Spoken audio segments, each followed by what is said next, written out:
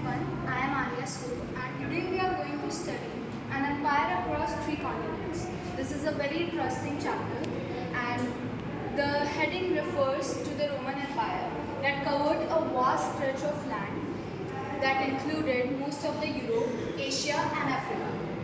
The two empires that ruled over the period between the birth of Christ and the 7th century were the Roman Empire and the Iranian Empire.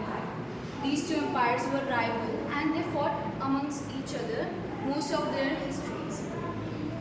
They were separated by a narrow strip of land along the Euphrates River. So,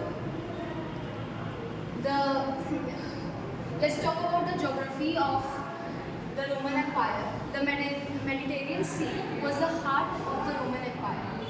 In the north, the boundary was formed by the two major rivers that were Rhine and Danube.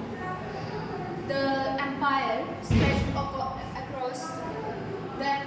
to the south to the Sahara Desert, and in the east there was Euphrates River, and in the west Atlantic Ocean. Now, while studying this chapter, we must wonder that we are reading all these things. How come we know that? Because all these things happened centuries ago.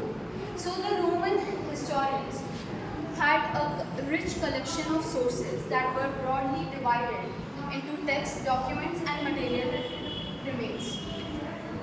Text included histories, letters, sermons and laws. Annals were histories written year by year by the contemporaries. Now, documents included inscriptions that were written on stones and papyri.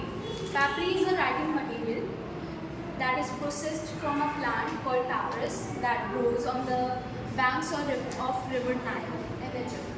And material remains included buildings, monuments, and mosaic and pottery, etc.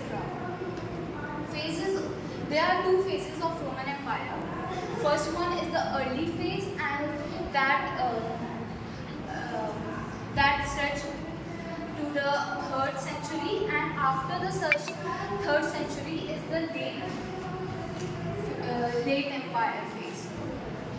And the first emperor of Roman Empire was Augustus, and can we pause? Although Augustus was the sole ruler of Roman Empire, but the fiction was kept in the mind of people that he was a leading citizen, not an absolute ruler. This was done out of respect for Senate. Senate was the body representing aristocracy, and Senate wrote most of the history we know now about the Roman Empire. Now, the third institution, that is the army. The army in the Roman Empire was paid and professional army, not like the Persian Empire that was mainly conscripted army. And